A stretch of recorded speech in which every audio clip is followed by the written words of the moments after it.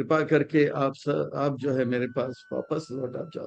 तो इस प्रकार से बड़ा सुंदर, अद्भुत, विलक्षण में ये जो है भगवत गीता, और ये 16वां अध्याय बड़ा अद्भुत है, विलक्षण में है। और न विलंब करते हुए इस 16वां अध्याय के ओर प्रस्थान करते हैं।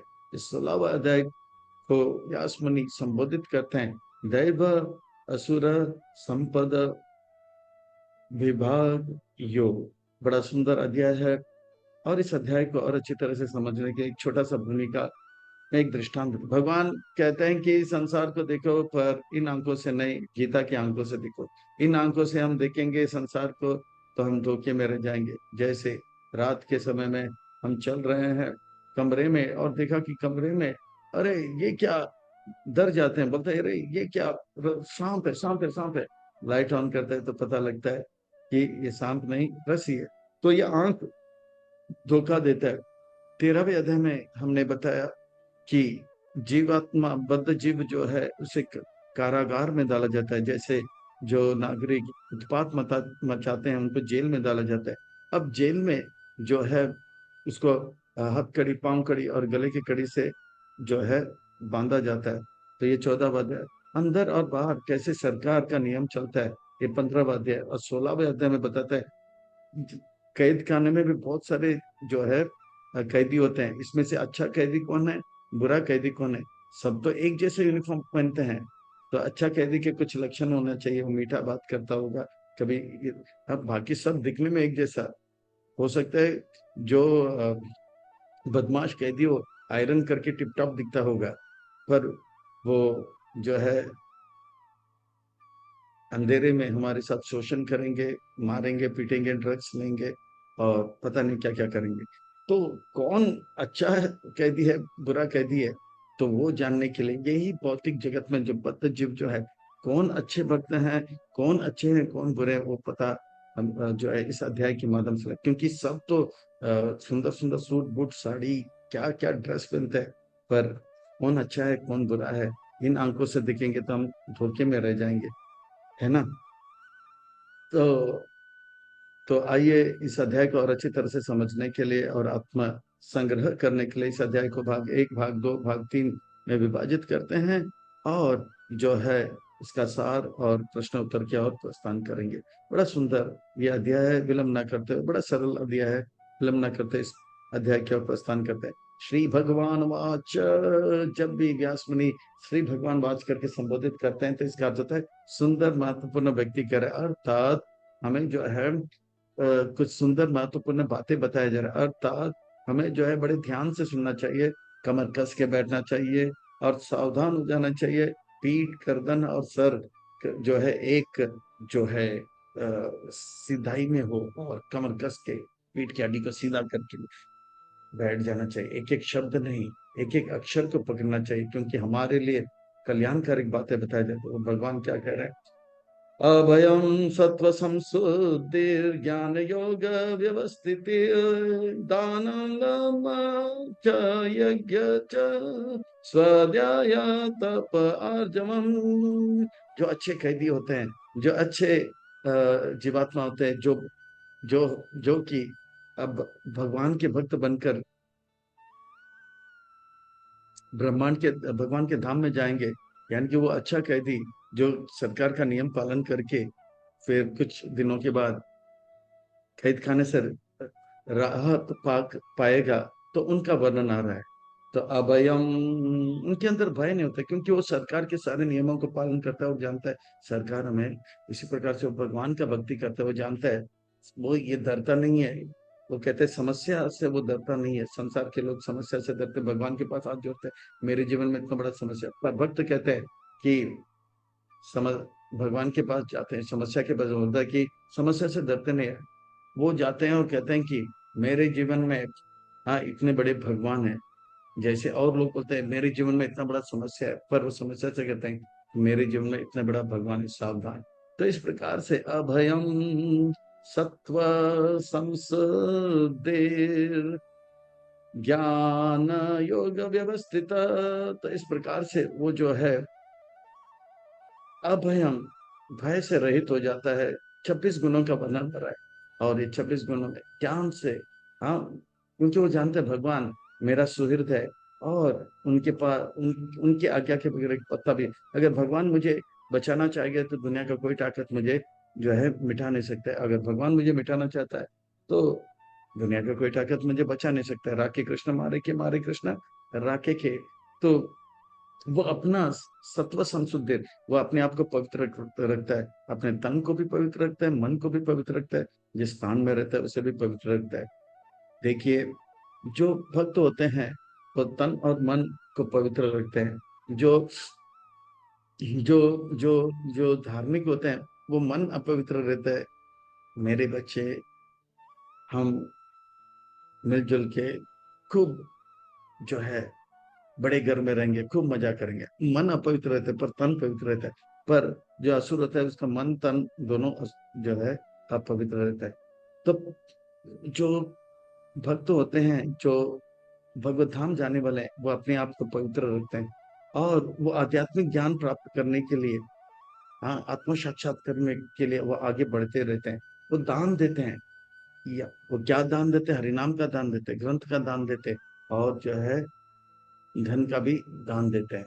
और वो अपने आप को सीमित रखता है। वो जानता है कि मुझे, जैसे कछुए का उदाहरण दूसरे अध्याय में आता है, जब खतरा आता है तो सर तो हाथ तो पांव पूंछ को अंदर कवच में रख जाता है। वो अपने आप को बहुत ही सुरक्षित रखता है। वो चार पाप से, वैष्णव अपराध से, वैष्णव निंदा से अपने आप को बचा के रखता है, और इस प्रकार से जो है अपने आप को नियंत्रित करते हैं। और वो यज्ञ पे यज्ञ करता जाता है। और यज्ञ सबसे बड़ा क्या है? वो सबसे बड़ा यज्ञ, सबसे बड़ा तपस्या है कि ये जीवा जो है इधर उधर की बातें करना चाहता है, पर इस जीवा से केवल भगवान का नाम लो। ये सबसे बड़ा तपस्या, सबसे बड़ा यज्ञ। हम गप करना चाहते हैं पर गप को रोक के जप करे, ये सबसे बड़ा तपस्या है। हरे कृष्ण कृष्ण कृष्ण हरे हरे, हरे राम राम राम हरे हरे। और भगवान का अर्पण प्रसाद पाना सबसे बड़ा तपस्या है। और वो शास्त्रों का अध्ययन करता रहता है, वेद शास्त्र। वो जानता है ये मेरे भगवान का दिया हुआ प्रेम पत्र है, ये मेरे भगवान के बारे में बताए कुछ सुंदर बातें हैं, और उसमें आनंद लेते हैं। और वो तपस्या करते हैं, वो तपस्या करते हैं कि किस प्रकार से भगवान को जो अच्छा लगे वही मैं करूंगा, भगवान को जो बुरा लगे उससे मैं दूर रहूंगा। मुझे कुछ अच्छा लगता है पर भगवान को अच्छा नहीं लगता है। मुझे देर तक सोना अच्छा लगता है पर भगवान चाहते हैं कि मैं जल्दी उठूं, तो भगवान को प्रसन्न नहीं लगता। ये तपस्या है। तो इस प्रकार के जो भगवान को जो अच्छा लगे, मुझे अच्छा नहीं लगे पर मैं करूंगा, ये तपस्या है। भगवान को अच्छा ना लगे, मुझे चटपटा खाना अच्छा लगता है, रात को जागना अच्छा लगता है, पर भगवान को अच्छा नहीं लगता, तो इसे मैं त्याग दूंगा। इसे तपस्या कहते हैं। सरल अर्जवम, जो कहता है वही बोलता है, जो बोलता है वही कहता है, इसको कहते हैं कि एक जो है बल आता है इसमें। सरलता का अर्थ होता है कि मन जो कहता है वही बोलता है और वही सोचता है, इसको बोलते हैं सरल। सरल जीवन, ऊंचे विचार। आज जो है लोग दिखावापन बहुत करते हैं और अंदर खोखला होते हैं। ऊंचे विचार होना चाहिए पर उनके विचार बहुत ही निग्न नगण्य तुच्छ होता है। आहार निद्रा पाए में तो खाओ पियो मौज मस्ती करो, इसमें रहता है। और शरीर के लिए ठाट बाट से 5 स्टार होटल ये वो। हाँ, हाई लिविंग सिंपल थिंकिंग हो गया। नॉन वायलेंस, वो जो है हिंसा नहीं करते हैं। वो चाहते हैं कि हर जीव जो है उनको जीने का अधिकार है। हिंसा का प्रभुपाद जी एक अच्छा जो है व्याख्या देते हैं। वो कहते हैं कि हिंसा का अर्थ क्या होता है? हिंसा का अर्थ होता है कि भगवान का प्रचार ना करना हिंसा है। जैसे माँ बच्चे को ज्ञान न दे तो वो बच्चा बड़ा होकर माँ को ही तमाचा मारेगा, है ना। जैसे कश्मीर में अगर कोई भी व्यक्ति नया आता तो कश्मीर के सारे पंडित लोग उसको मंगल आरती में लाता, 16 माला जप करते, भगवत गीता सुनाता। हाँ, आप ना तो हिंदू हो ना मुसलमान हो, हम सब आत्मा है करके सिखाता, तो मारपीट न होता। भगवत गीता का ज्ञान नहीं दिया तो उनको आया क्रोध, क्यों नहीं बताया पहले से कि हम आत्मा है, मार तो पहले से बताया होता कि हम आत्मा है तो मारपीट बंद। केरला स्टोरी हो या कश्मीर फाइल हो, ये सब इसीलिए हुआ क्योंकि उनको ज्ञान नहीं दिया। बोला हमको ज्ञान क्यों नहीं दिया, मारो, पहले ही क्यों नहीं बताया कि हम आत्मा है। तो इस प्रकार से, पर धन्य है प्रभुपाद जी, धन्य है प्रभुपाद जी का संस्था। प्रभुपाद जी न्यूयॉर्क में गए जहाँ पे लोग नशा करते हैं, व्यभिचार करते हैं, मांसाहार करते हैं, हर प्रकार का पाप करते हैं। ऐसे गंदे लोगों को प्रभुपाद जी ने जो है ज्ञान दिया। ज्ञान देना अहिंसा है।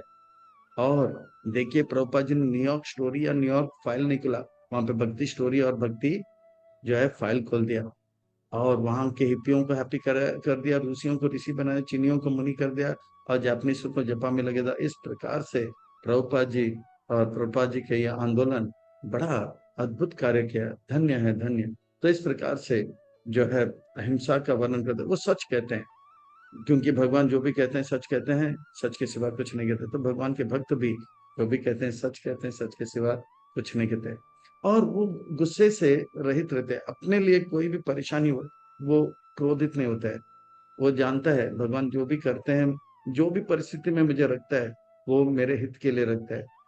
अब अगर मुझे मकान में रखे या कुटिया में रखे, वो भगवान जो है वो कभी क्रोधित नहीं होते हैं, क्योंकि जानता है भगवान मेरे हित के लिए करते हैं। जैसे एक लिफ्ट में एक व्यक्ति चल रहा था, तो लिफ्ट ऊपर ऊपर ऊपर ऊपर ऊपर जा रहा है, उतने में एक मोटा व्यक्ति आया, और वो मोटा व्यक्ति को 20वें मंजिल में उतरना था, और ये पतला व्यक्ति को 100वें मंजिल, और तीसरा था उसको भी 100वें।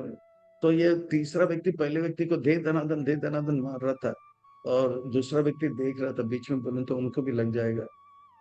पहला व्यक्ति कुछ नहीं कहा, 20वें मंजिल में मोटा सा सज्जन चला गया। अब जान में जाना है, दूसरे ने कहा पहले से, अरे आपको कुछ बोलना चाहिए था। बोला देखो उनको 20वें में तो उतरना था, अगर मैं कुछ बोलूं तो हो सकता है मेरा दांत वात निकल जाए और मैं हॉस्पिटल में होता, और 100 मंजिल दूर की बात। तो वो गुस्सा नहीं करता है, वो जानता है, सहनशील, सहन कर लेता है, और अपने मंजिल पे, लक्ष्य पे पूरा ध्यान रखता है। लक्ष्य प्राप्ति उनका जो है पूरा फोकस रहता है। तो इस प्रकार से गुस्से से रहित रहता है। और त्याग, वो जानता है मेरा कुछ नहीं, सब कुछ भगवान का है, वो त्याग देता है। वो जानता है जो कुछ भी उनका है वो भगवान का है, भगवान की सेवा में लगा देता है। ये त्याग उनके जीवन में, खास करके वो अपने बुरे आदतों को त्याग देता है, जो कि बहुत ही कठिन होता है। और इस प्रकार से वो सम रहता है, हर परिस्थिति में शांत रहता है, क्योंकि जानता है कि भगवान मेरा ध्यान रखता है। जैसे वो बालिका फ्लाइट में जा रही है, अनाउंस हो गया, देवी एवं सज्जनों, गर्ल्स एंड बॉयज, लड़कियां एवं लड़के, ध्यान देना कि विमान बेकाबू हो गया, और आप अपने अपने भगवान को याद करो। तो सब ऐसे कर रहे थे, ऐसे कर रहे थे, ऐसे कर रहे थे। पर वो बालिका खिड़की के बाहर मुस्कुरा के देख रही है। 20 मिनट के बाद फिर से अनंत देवी एवं सज्जन, गर्ल्स एंड बॉयज, लड़कियां एवं लड़के, खुशखबरी है कि विमान फिर से काबू में आ गया। एक सज्जन ने देखा पूरे 20 मिनट की लड़की जो है गुनगुना के गीत गा रही है, बात क्या। तो उनसे रहा नहीं गया, पूछा बेटी आपको डर नहीं लगा। बोला अंकल, ये प्लेन का जो पायलट है वो मेरे पिताजी हैं, और मेरा पिताजी मेरा कभी अहित नहीं करता। मैं इसलिए जो है किसी प्रकार से भयभीत या अशांत नहीं रहा। बस इसी प्रकार से भक्त को पूरा विश्वास रहता है, मेरे पिताजी कृष्ण जो है मेरा हमेशा हित चाहते हैं, सुहृद है मेरा, मेरा अहित नहीं करेगा। तो वो शांत रहता है। कृष्ण भक्त निष्काम अतएव शांत हो जाता है। वो दूसरे सबके अंदर गलती नहीं देखते। अभी चेतु सुदुराचारो भजन्ते माम अनन्य भाव, साधुरेव समन्तव्य सम्यक व्यवस्थित। तो वो जानता है कि वो सबके अंदर अच्छे गुण को देखता है, क्योंकि वो जानता है भगवान ने बनाया इस जीव को, और भगवान जो भी बनाता है अच्छा बनाता है। वो उनके दोष पे जोश नहीं देता है, उनके अंदर गुणों में जो है ध्यान देता है, और उनके अंदर में दया रहता है। दया रहता है कि कैसे मुझे मुझे जो खुशियां मिल रही भक्ति से, इन वो इनको भी प्राप्त होना चाहिए। तो इस प्रकार से वो प्रचार करता है, और उनके ऊपर दया भी दिखाता है। और वो ढोंग से अपने आप को मुक्त रखता है। ढोंग का अर्थ है भिखारी नंबर 1, पर सूट बूट पहन के ऐसे चलता है जैसे कि वो पूरे बॉम्बे का बड़ा सेठ हो गया है। लंपट नंबर 1, पर साधु बन के जाता है, और स्त्रियों को वश में करता है, रावण। हाँ, है लंपट नंबर 1, साधु बन के आ गया था और सीता को हरण करने गया था। तो ये है, इसे बोलते हैं मुंह में राम और बगल में छुरी। या राम नाम जपना पराया मान अपना, तो वो झूठा ढोंग नहीं करता है। वो जैसा है बताता है। वो बताता है कि मैं शुद्ध भक्ति कर रहा हूँ, मेरे अंदर कुछ अनर्थ है, मैं उसे दूर करने के प्रयास में लगा। तो ये नहीं बताता कि मैं बहुत बड़ा साधु हो गया। वो बोलता है मैं मैं इतना हूँ, पर मैं आगे बढ़ूंगा, ये भी मुझे विश्वास है। और साफ सफाई सौम्य, और बहुत ही सौम्य। प्रभुपाद जी से पूछा गया आपके अंतर्राष्ट्रीय कृष्ण भावनामृत संघ के भक्त लोग कैसे दिखेंगे, तो बोला मेरे अंतर्राष्ट्रीय कृष्ण भावनामृत संघ के भक्त लोग जो है बहुत ही जेंटल होंगे, gentle man and gentle women. तो वो बहुत ही आदर के साथ सदाचार का पालन करते होंगे, मॉडेस्टी, यानी कि सरल जीवन। और इस प्रकार से उनके अंदर ये रहता है, मैं ये भक्ति में आया हूँ, मैं अपने आप को भाग्यशाली मानता हूँ, और ये भक्ति में लगा लगा रहूंगा, और मैं भाग्य का और उदय करूंगा, ये भाग्य को अस्त करने में लगा रह फोकस रहता है, ठीक है। उसके अंदर जोश रहता है, मैं और अच्छी तरह से भक्ति करूंगा। पहले आज जितना अच्छा भक्ति किया, मैं कल और अच्छा भक्ति करूंगा, या कल जितना मैंने अच्छा भक्ति किया आज उससे अच्छा कर लो, 1% इम्प्रूवमेंट रोज। और क्षमा तुरंत माफ कर देता है। हाँ, बोल देते हैं अगर किसी ने उनके साथ बुरा किया तो माफ कर दे, क्योंकि उनको उन चीजों को याद नहीं करना, उनको किसको स्मरण करना है, कृष्ण को स्मरण करना है। तो इन्होंने ऐसा क्यों बोला, इन्होंने ऐसा क्यों किया मेरे साथ, ना ना ना, फॉरगिव एंड फॉरगेट। फॉरगिव यानी कि माफ करो और भूल जाओ, क्योंकि याद किसको करना है, भगवान को। अरे छोड़ दो छोड़ दो छोड़ दो, नहीं नहीं नहीं नहीं, मैं नहीं छोड़ूंगा, नहीं छोड़, अरे वो नरक जा रहा है, छोड़ दो छोड़ दो, नहीं नहीं नहीं, मैं भी नरक जाऊंगा। वो छोड़ देगा ठीक है, क्षमा करो, भूल जाओ। फॉर्टिट्यूड, वो लगा रहता है कि मैं अच्छा भक्त बनूंगा, बनूंगा या बनूंगी, और इसमें लगा रहता है। साफ सफाई पे बड़ा जोर रहता है, तन से मन से पवित्र, तन को स्नान से 3-4 बार कर लेते हैं तन को पवित्र, और जो स्थान रहता है उससे भी पवित्र रखते हैं, और मन को हरे कृष्ण महामंत्र से पवित्र करके रखता है। इस प्रकार से वो ईर्ष्या नहीं करते, भला उसका कमीज मेरे कमीज से सफेद कैसे, पर उत्कृष्ट असहनम, वो जो है धर्म प्रोजित कहते हो अत्र निर्मत्सरणम, मत्सरता उनके अंदर नहीं रहता। उनके घर में मेरे घर से टेलीविजन बड़ा कैसा, अरे भगवान का कृपा हो गया, उसके लिए उनका अच्छा मिल गया, मिल गया मिल गया, अच्छी बात है, पर भगवान ने मुझे जरूरत से ज्यादा दिया। ये जेन्युइन फीलिंग रहता है कि भगवान मुझे बहुत दे रहे हैं, मुझे जितना चाहिए उससे ज्यादा दे रहे हैं। मैं नालायक हूँ फिर भी देखो, मैं अयोग्य हूँ फिर भी देखो, भगवान ने मुझे कितना व्यवस्थित अच्छा सुविधा दे रहे हैं। तो इस प्रकार से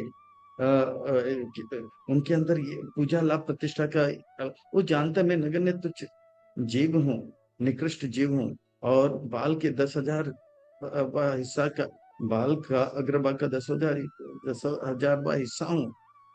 क्या घमंड होना चाहिए, पूजा लाभ प्रतिष्ठा का अपेक्षा नहीं कर, अभी तो वो विनम्र बनकर औरों को आदर देता है, अपने आप आदर के लिए अपेक्षा नहीं करता है। त्रिनादपि सुनीचे ना, करोड़पि सही सुना माने देना।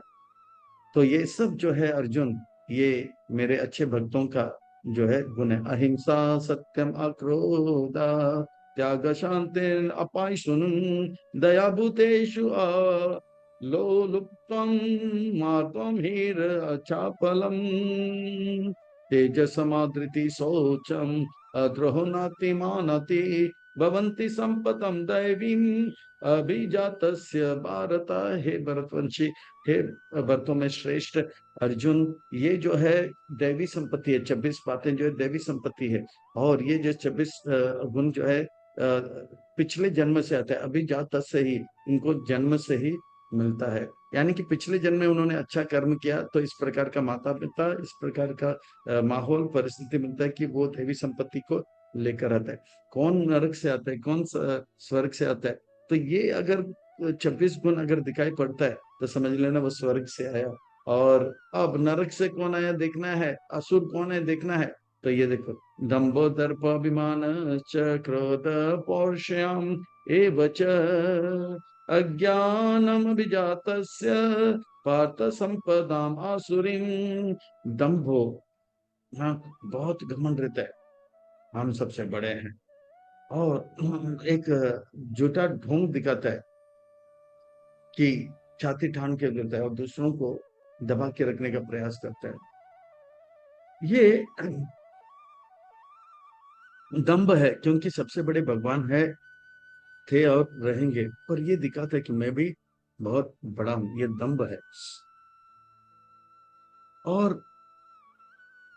दर्पो यानी कि अहंकार। दर्प का अर्थ होता है एक जो है एक प्रकार से बहुत ही बुरी तरह से व्यवहार करना। जैसे शुद्ध भक्त जो होते हैं वो कैसे होते हैं, सौम्य होते हैं, जेंटल होते हैं। पर ये लोग इसके ठीक उल्टा, बहुत गुस्से से बात करेंगे और बहुत बुरी तरह से व्यवहार करेंगे। दंभो, दर्प, अभिमानश्च, अपने आप को हमेशा बड़ा मानेंगे। गरीब रहेंगे पर दिखाएंगे, एक दिखावापन करता है कि मैं इतना बड़ा हूं। और उनके वाणी में बहुत ही कटुपन रहेगा, बातों से लोगों को दुखी करेंगे। और अज्ञान में रहता है, जो गलत है उसको सही मानेंगे और सही को गलत मानेंगे। ये जो गुण है अज्ञानम अभिजातस्य, ये पिछले जन्म से उनको इस जन्म में जन्म से ही प्राप्त होता है। पार्थ है पिता के पुत्र, कौन, कुंती के पुत्र है, ये होते हैं। ये असुर जो होते हैं, और सुर कौन होते हैं अगर पूछा जाए तो कहते हैं कि जो सुर से सुर मिला है वो सुर, जो भगवान के सुर से सुर मिला है वो सुर, और जो भगवान के सुर से सुर ना मिला है वो असुर। असुर जो होते हैं और सुर होते हैं, सुर जो होते हैं वो अपना भी हित चाहता है और उनका भी हित चाहता है, पर असुर जो होता है वो अपना हित चाहता है पर दूसरों का हित बिल्कुल नहीं चाहता है, बिल्कुल नहीं चाहता। करबला तो हो बला, वो ऐसा नहीं मानते कि, है ना, सर्व सुखी न भवन्तु सर्वे संत निरामया। ये असुर और सुर जो है, इसमें अंतर यह है कि सुर जो है अपना भी लाभ चाहते हैं और उनका भी लाभ चाहते हैं, पर असुर जो है केवल और केवल उनका लाभ, दूसरों का तो लाभ चाहता ही नहीं। एक बार सुर और असुर ब्रह्मा जी को, असुर जो है ब्रह्मा जी के पास बोला, आप हमेशा पक्षपात करते हो और सुर को जो है सब अच्छा अच्छा देते हो, हमें गंदा देते हो। तो ब्रह्मा जी ने बोला नहीं ऐसा नहीं, तो इसको सिद्ध करो। बोला कल आप लोग राजभोग आरती में आ जाओ। तो राजभोग आरती में आए, उसके बाद सबके लिए राजभोग प्रसाद रखा था। तो इसमें कहा कि चलो अभी सबको प्रसाद दिया जाएगा, पर शर्त यह है कि पहले देवता लगे। फिर से हमने कहा ना आप पक्षपात करते हो, हम असुरों को पहले मिलना चाहिए। तो बोला ठीक है आप लोग लाइन में। पंगत में सभी बैठ गए थे, सब लोग जो है जमीन में बैठ के जो है चौका लगाकर बैठ गए, और सबको जब परोसा गया था पराठा, मालपोहा और नवरत्न कुरमा, ये सब खाने लगे कुछ कुछ कुछ कुछ। पर खाने खाने के लिए बोले तो बोला कि शर्त यह है महाप्रसाद देगा पर आपके दाहिने हाथ में जो है लकड़ी बांधा जाएगा, और ये जो प्रसाद है आप लकड़ी के साथ आपको खाना पड़ेगा और उठा के चबाना पड़ेगा और इसका आस्वादन करना होगा। तो ब्रह्मा जी ने बोला प्रसाद आपके थाली में आ गया है, लीजिए। ब्रह्मा जी सोच रहे थे ये असुर लोग जो है महाप्रसाद एक गोविंद बोले, पर वो नहीं बोले और सीधा से टूट पड़े। किसी ने जो है बड़े मुश्किल से पराठा लिया, लिया तो लिया लिया, अभी हाथ मुड़ तो नहीं रहा, मुंह में नहीं जा रहा, तो आंख में गिरा ठपाक। दूसरे ने जलेबी की आंख में गया। तीसरे ने तो नवरत्न कुरमा लिया, मुंह में डालने की जगह में वो आंख में गया, चीखने चिल्लाने लगा, कान में गया, छाती में था, धोती में और कुर्ता में गिरा, पर किसी के मुंह में नहीं गया। अब बोला कि आपकी बारी जो है समाप्त, अब देवताओं का समय। देवताओं को जब बुलाया, देवता को भी हाथ बांध के रखा गया था। देवताओं ने क्या किया, पंगत में बैठे थे, तो पंगत में आमने सामने थे, एक जो है पंक्ति और दूसरा पंक्ति सामने, तो ऐसे बैठे थे। तो देवताओं ने क्या महा, तो शुरू हुआ तो कहा महाप्रसादे गोविंदे नामो ब्राह्मणे वैष्णवे स्वपन्य वतन राजन विश्वास होने लगे। ब्रह्मा जी खुश हो गए। फिर उसके बाद असुर लोग बोले देखते हैं ये लोग कैसे करते हैं। तो क्योंकि वो अपना भी हित चाहते हैं, औरों का भी, असुर के केवल अपना हित चाहते हैं, दूसरे का हित नहीं चाहते। तो उनके, उनको कुछ मिला तो नहीं, पर इन्होंने क्या किया, सामने वाले पंगत में जो बैठा था उनके ठीक, उसके थाली में हाथ डाल दिया और उसका पराठा को तोड़ा और नवरत्न कुरमा में डाला और उनके मुंह में बोला ये ले खा। तो वो खाया। फिर ये जो दूसरे पंगत में पंक्ति में बैठा हुआ था, उन्हें पहले पंक्ति में जो बैठा हुआ था उनके थाली में हाथ डाला, उनको जलेबी खिलाया, और इस प्रकार से उन्होंने महाप्रसाद का आस्वादन। तो ये जो है ब्रह्मा जी बता रहे हैं कि क्यों भगवान ब्रह्मा जी जो है देवताओं को सत देते हैं, क्योंकि वो जो है लायक है, योग्य है। वो अपना भी भला चाहते हैं और उनका भी भला। पर ये जो है असुर अपना, वो दूसरों का तो भला चाहते ही नहीं। वो कृष्णा, मुझे तो लगता है, मुझे भी बहुत क्रोध आता है, और मैं जो है कभी कभी डांट के फटकार के जो है बातें भी किया। और तो और अभी मैं अपने दादाजी को, अपने गुरुजी को और अपने संबंधियों को मारने जा रहा हूँ। मुझे लगता है मैं भी असुर हूँ। ऐसा लगता है मैं भी जो है नर्क जाऊंगा। भगवान कहते हैं नहीं अर्जुन नहीं, आप जो है असुर नहीं। छह बातें बताते, छह गुण, पर आप कंफर्म असुर तब होंगे जब ये गुण आपके अंदर पाया जाएगा। ठीक है। दैवी संपदा विमोक्षया निबंधया आसुरी मत्ता मासु च संपदम दैवीम अभिजातो असि पांडवा।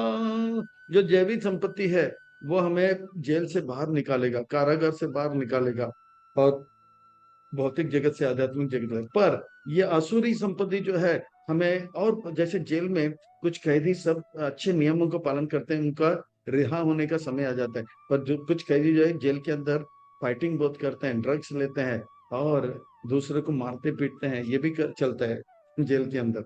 वो कभी जेल के बाहर निकलते नहीं। निबंध आसुरी मत, वो लोग कभी बंधन में फंसे जाते हैं, फिर जेलर जो है उनको और जो है सजा देते हैं। मासु च संपदा संपदम दैवी अभिजात से पांडवा।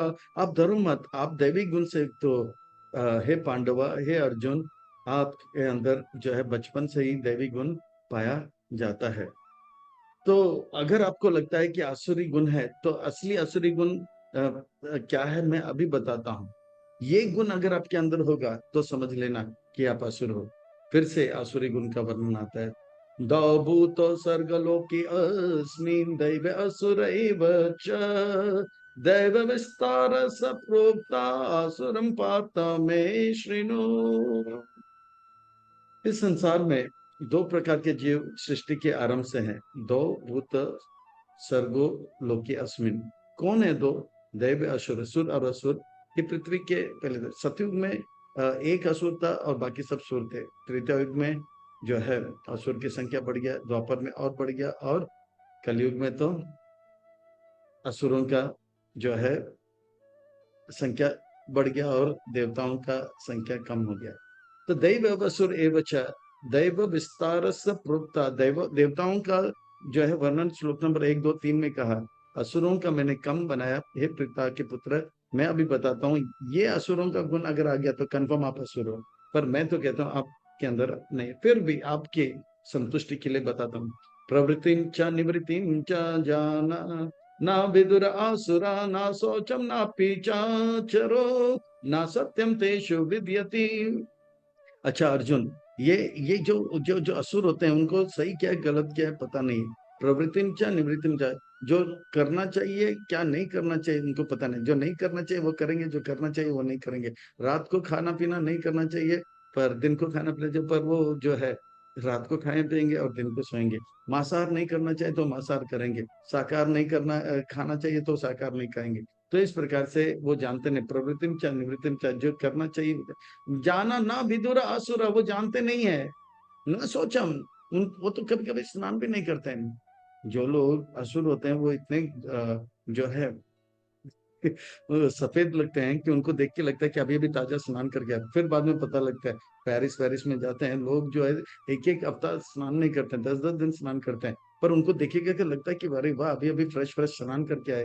वो पिछले जन्म में स्नान किया होगा, पर तो परफ्यूम वर्फ्यूम लेके जाते, फिर पता लगता है अरे बाप रे बाप।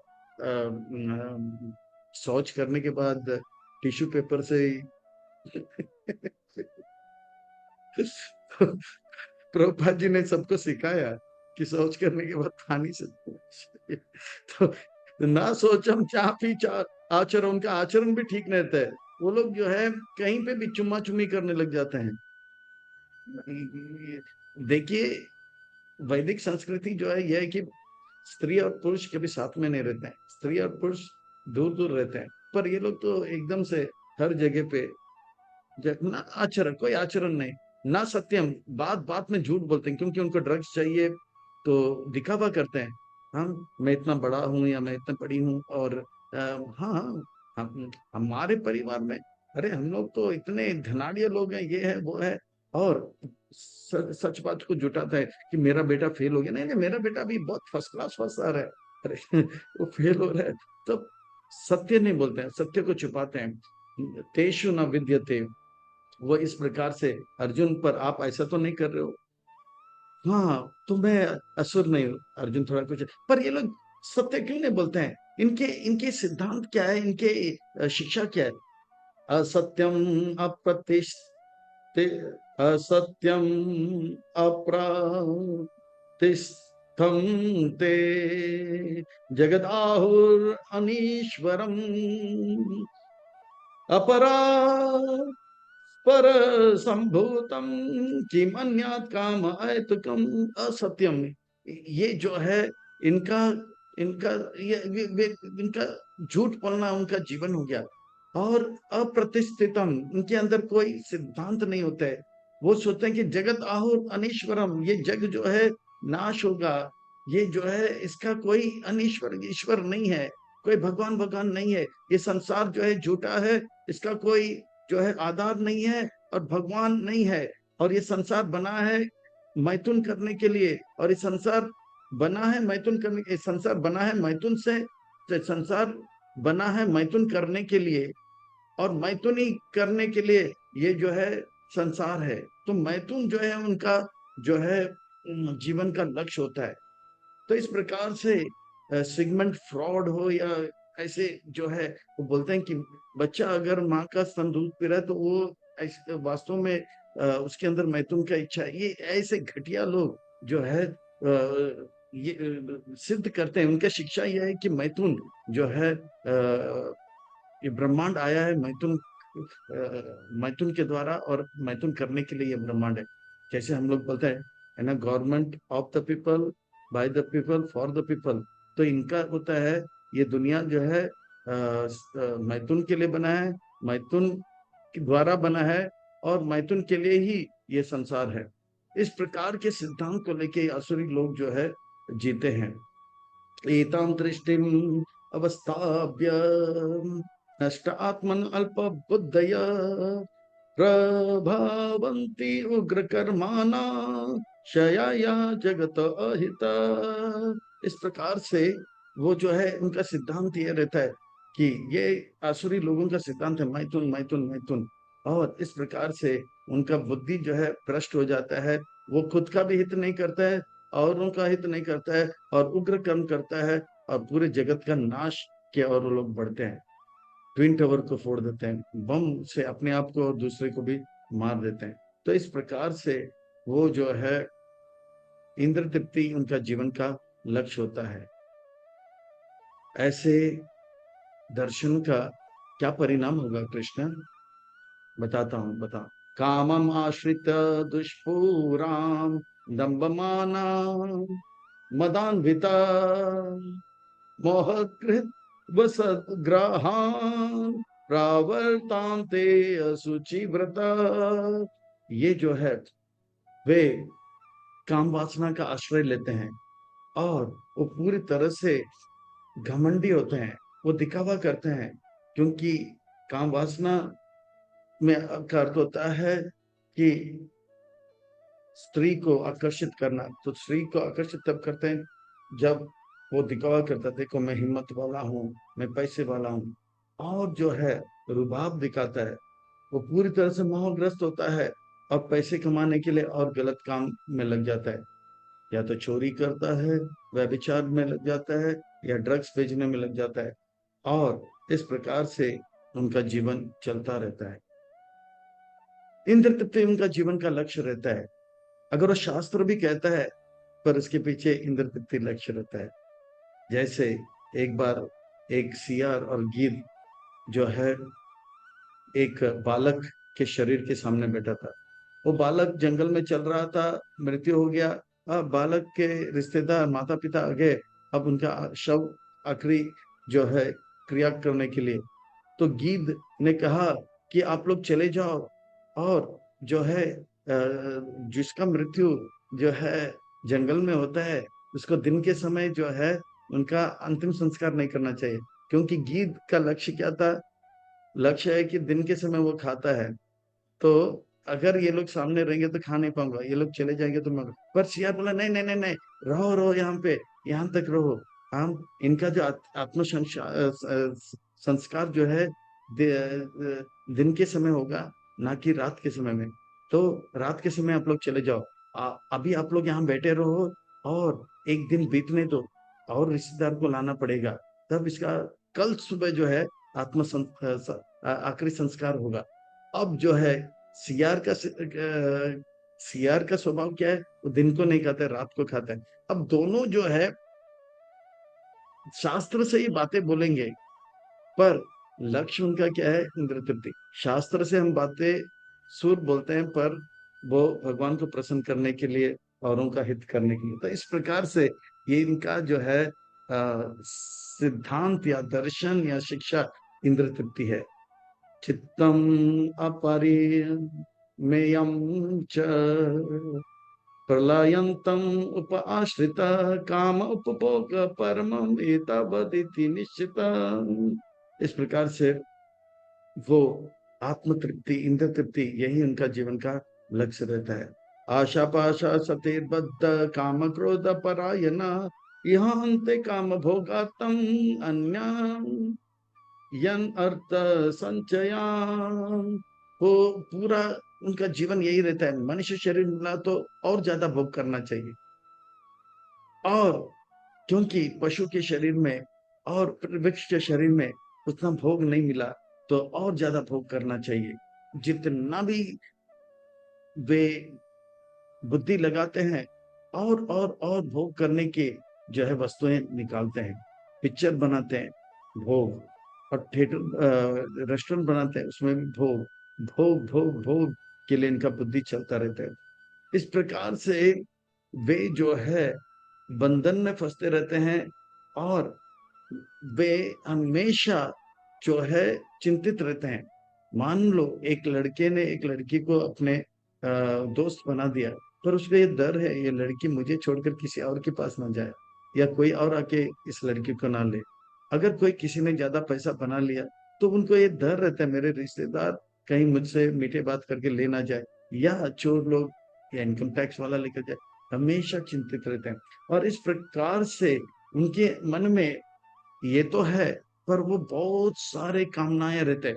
आज मेरे पास इतना पैसा है, मुझे 1,000 रुपया चाहिए, 1,000, फिर 1,000 मिलेगा तो 1 लाख चाहिए, फिर 1 लाख मिल गया तो 10 लाख, करोड़, अरबों अरबों। ये कभी उनका जो है काम वासना पूरा नहीं होता है। इस प्रकार से काम क्रोध से वो पूरी तरह से लिप्त रहता है, और पैसा बनाने के लिए और इंद्र तृप्ति के लिए पैसा चाहिए, तो इसके लिए वो जो है गलत मार्ग में, धर्म के मार्ग में, अधर्म के मार्ग में, और जो है कानूनन गलत काम करने लग जाते हैं। इदम अद्य मया लब्धम इमं प्राप्स्ये मनोरथम इदम अस्तिदम अपि में भविष्यति पुनर्धनम। आज मेरे पास इतना पैसा है, कल मुझे और प्राप्त होगा, और मैं दुनिया का सबसे धनवान व्यक्ति बनूंगा, और मैं सबसे बड़ा सेठ माना जाऊंगा। सेठ, हाँ, करोड़ी मल सेठ, करोड़ी मल करके लोग मुझे जो है संबोधित करेंगे, और कहेंगे आसो मया हता शत्रु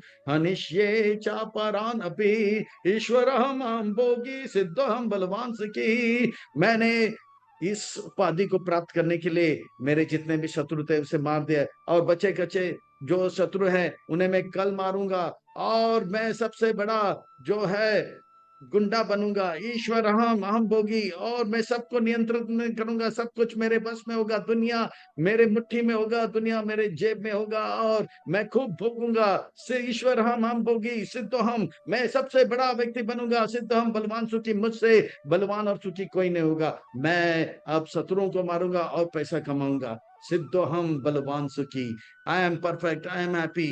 आई एम हेल्दी। इस प्रकार से उनका सिद्धांत होता है। अदयो अभिजानावान अस्मि को अन्यो अस्ति सदृश्य मया यक्ष यक्षे दास्यामि मोदिष्या इति अज्ञान मोहिता। इस प्रकार से अज्ञान से मोहित में विमोहित होकर, पूरी तरह से ग्रस्त होकर, वो कहता है, वो अपने आप को जो है सबसे बड़ा मानता है। वो सोचता है कि मेरे पास इतना धन है, मेरे पास इतना पैसा है, मैं अब जो है बड़े बड़े, अब मेरे पास पैसा है, मेरे पास जो है बड़ा नाम है, मैं अब पूजा करूंगा, पाठ करूंगा, दान दूंगा, और लोगों में एक दिखावा करेगा कि मैं कितना धार्मिक हूं।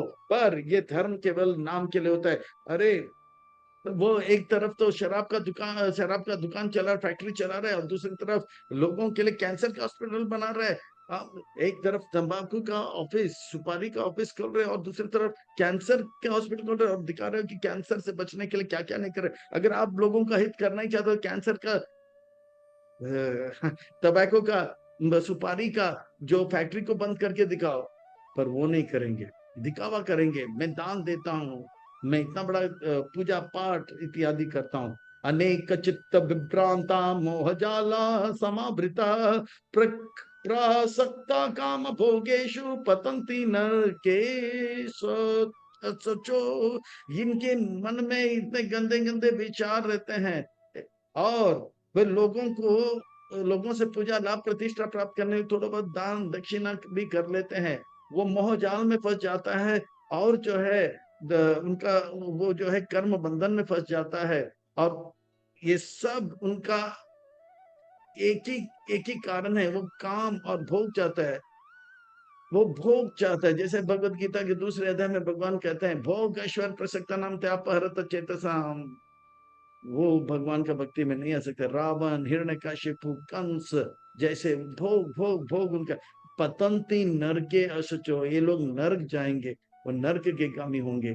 ये कभी जो है मुझे प्राप्त नहीं करे। आत्म संभावा आत्म संभाविता स्तब्धा दान माना मदान्विता यजन्ते नाम यज्ञते दम्बे अविधि पूर्वकम। ये यज्ञ करेंगे, वो दान देंगे, और ये सब नाम के लिए। और वो चाहते हैं कि संसार के लोग उन्हें आदर दें कि ये सेठ जी जो है थोड़ा बहुत धार्मिक है। वो साईं बाबा का मंदिर खोलेंगे, वो जो है छोटा सा गणेश का मंदिर खोलेंगे, और कुछ यज्ञ करेंगे।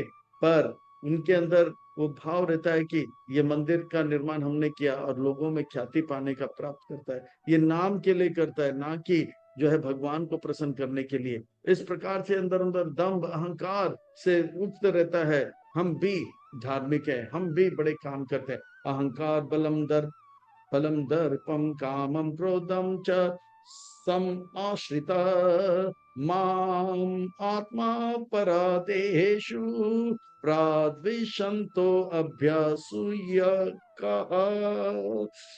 और इस प्रकार से मैं एक बड़ा व्यक्ति हूँ, मुझसे बलवान कोई नहीं है, ईश्वर हम भोगी। उसके अंदर काम वासना घमंड और क्रोध रहता है, और वो भगवान से ईर्ष्या करता है। यहाँ तक कि वो भगवान को मारने का भी प्रयास करता है। जरासंध जैसे लोग भगवान को मारने का भी प्रयास करते हैं। और इस प्रकार से वो भगवान जो कि सबके शरीर में रहते हैं, उस वो उनको बर्बाद करने का प्रयास करता है। वो जो है असली धर्म को जो है नाश करने का प्रयास करता है। बाइबल को जो है अनेक बार जो है ये असुरी लोगों ने बदल दिया। असली बाइबल, अब जो बाइबल है वो असली बाइबल नहीं रहा।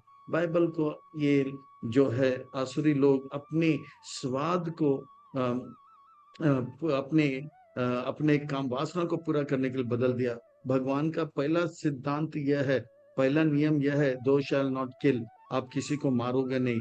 पर वो उसे बदल के, पहले कमेंडमेंट को बदल के बोले दो शैल नॉट मर्डर। आप जो है पशुओं को मार सकते हैं, पंछियों को मार सकते हैं, पर मनुष्यों को नहीं मारना चाहिए। ये सब काम वासनाओं को पूरा करने के लिए। इन सब का गति क्या होगा, कृष्ण गति क्या होगा, ये लोग ऐसे लगे, क्या क्या होगा इनके साथ। तानहं द्विशत क्रूरान् संसारेषु नराधम क्षिप् आमी अजस्रम अशुभम आसुरी एव योनिषु। वे नरक के गामी होंगे, वो जो है निम्न योनियों में जन्म लेंगे, कीड़े मकोड़े बनेंगे, वो कभी जो है इन निम्न योनि से बाहर नहीं आएगा। उनका मनुष्य जीवन जो है व्यर्थ चला गया।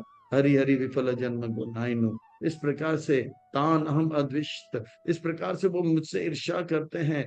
और ये लोगों में सबसे नगण्य होते हैं, तुच्छ होते हैं। ये जो है निकृष्ट से निकृष्ट योनि में उनका जन्म होगा। संसारेशु नराधमा, वो अच्छे परिवार में भी जन्म लेते हैं पर आदत उनके गंदे रहते हैं। क्षिप्यामि अजस्रम अशुभम, वो जो है वो जो है पाप से मुक्त नहीं हो सकते हैं। वो कर्म के जो पास से बच नहीं पाते हैं और अशुभ आसुरी योनि में जन्म लेते हैं। हे कृष्ण, इनका अनेक अनेक जन्म के बाद कभी तो वो शुद्ध पवित्र और मुक्त हो सकते हैं? नहीं अर्जुन, नहीं।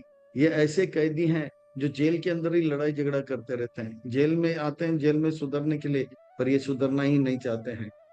तो और लड़ाई झगड़ा करके और जो है उनको दंड मिलता है और दंड मिलता है, और वहीं पे वो मर के चले जाते हैं। नहीं, पर भगवान आप जो है सत्य संकल्प है, आप अपनी इच्छा से उनको, मैं इनको उद्धार करना चाहता हूं, पर वो मुझसे इतना ईर्ष्या करते हैं, वो मेरा मुंह भी नहीं देखना चाहते हैं। मैं उनको भगवत धाम भी लेकर जाऊंगा, वहां पे वह चिल्लाचिल्ली करने लगेंगे। भगवान ने जबरदस्ती हमें लेके आया, और जो है वो यहाँ पे तो सुधरेंगे ही नहीं, और सुधरेंगे ही नहीं। मैं उनका भला चाहता हूँ, मैं उनका हित चाहता हूँ, मैं उनका जो है कल्याण चाहता हूँ, पर वो अपना ही हित नहीं चाहता है। आसुरीम योनिं आपान मूढ़ा जन्मनि जन्मना माम अप्राप्य एव कौन्तेय ततो यान्ति अधम गतिम। हे कुंती के पुत्र कौन्तेय, वो जो है मुझे तो प्राप्त नहीं कर पाएगा, क्योंकि उनको, वो मुझे चाहता ही नहीं है। आसुरीम योनिम आपन्ना, वो आसुरी योनि को प्राप्त करेगा। वो मूर्ख व्यक्ति बार बार कीड़े मकोड़े के जीवन में ही रहेगा, उसे बाहर आ नहीं पाएगा। नरक से पहले बाहर नहीं आएगा, नरक से बाहर आया तो कीड़े मकोड़े की योनियों में हजारों जन्म तक रहेगा। हे कृष्ण, इतने सारे आसुरी गुणों का वर्णन किया श्लोक नंबर 5 में, 6 बताया, फिर उसके बाद अनेक अनेक अनेक अनेक। मुझे लगता है कि ये आसुरी गुणों से बचे कैसे, कुछ समझ नहीं आ रहा है कृष्ण, कुछ समझ नहीं आ रहा है। अर्जुन, ज्यादा कॉम्प्लिकेटेड नहीं है, बड़ा सरल है। 3 चीज को छोड़ दो, अपने आप बाकी सब चला जाएगा। तीसरे अध्याय में मैंने बताया काम क्रोध के बारे में। अब सुनो, त्रिविधम नरकेशिदम द्वारम नासनम आत्मना काम क्रोध तथा लोभ तस्मादेता त्रयम त्यजेत। 3 चीज को छोड़ दो। कृष्ण, वो 3 चीज क्या है? काम, क्रोध और लोभ। काम का अर्थ होता है और चाहिए और चाहिए, और लोभ का अर्थ होता है जो मिला है तो और चाहिए, और क्रोध का अर्थ होता है जो चाहिए नहीं मिला तो गुस्सा आता है। तो ये 3 चीज को आप त्याग दो, और भगवान का भक्ति अगर करेंगे, कामी से कामी व्यक्ति अजामिल, तो वो भी शुद्ध आत्मा बन गया। क्रोधी से क्रोधी व्यक्ति दीति, उन्होंने इंद्र को मारने के लिए इतना बड़ा तपस्या किया, पर कश्यप मुनि उनके पति ने उनको 1 साल का जो व्रत रखा, उसमें भक्ति करते करते इंद्र से उनका प्रेम हो गया, भूल गया कि इंद्र उनकी वैरी है। लोभ, चित्रकेतु को एक बेटा चाहिए था, उन्होंने 1 शादी नहीं, 10 शादी नहीं, 1000 शादी नहीं, 10,000 शादी नहीं, लाख शादी नहीं, 10 लाख शादी नहीं, 1 करोड़ शादी किया। लोभ, पर भक्ति करने के बाद वो काम क्रोध लोभ से मुक्त हो गया। अर्जुन, ये काम क्रोध लोभ जो है, 3 चीज को छोड़ो। हम, मैं नर्क आपको बता नहीं पाऊंगा। त्रिविधम नरकेशितम द्वारम नाशनम आत्मना, पर मैं नर्क का द्वार बताऊंगा। वो नर्क का द्वार क्या है? काम क्रोध और लोभ। अगर कोई लड़की को देख के या लड़का को देख के बहुत कामुक हो जाता है, अरे वाह क्या खूब लगती है, वो समझ लेना टक टक टक, वो नर्क का द्वार जो है खटखटा रहा है। अगर कोई व्यक्ति पैसा पैसा पैसा, हाँ, जैसे जो है क्रोधित हो जाता है, कैसे को तैसा मिला, कैसा मजा आया, मारू की तोड़ू तेरी टांगे तोड़ू, बता तेरी मर्जी क्या। गुस्से में आता है तो समझना है टक टक टक, वो क्या है? नर का द्वार खटखटा रहा है। फिर अगर कोई बोलता है पैसा पैसा पैसा है, ना बाप बड़ा ना भैया, the whole thing is that कि भैया सबसे बड़ा है रुपया। जो लोभी हो जाता है, समझ नहीं जाए, टक टक टक, वो क्या है, नर का द्वार खटखटा रहा है।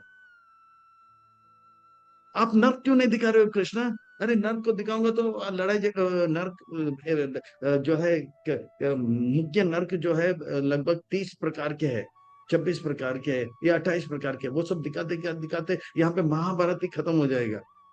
वो मैं आपके पोता को दिखाऊंगा, वो भी मेरे प्रतिनिधि के द्वारा परीक्षित महाराज को दिखाऊंगा। नर्क में नहीं दिखाऊंगा, पर नर्क का द्वार दिखाऊंगा, क्योंकि लड़ाई भी तो करना है। टक टक टक।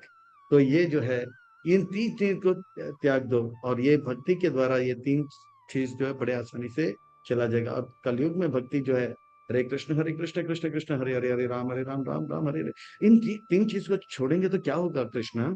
तो एते विमुक्त कौन्तेय तमद्वारे त्रिभिर्नरा आचरति आत्मना श्रेय तत्व यति परम गति। वो तीन चीज को अगर त्यागेंगे, उससे मुक्त हो जाएंगे। हे कुंती के पुत्र कौन्तेय, वो परम गति को, भगवान धाम को प्राप्त करो।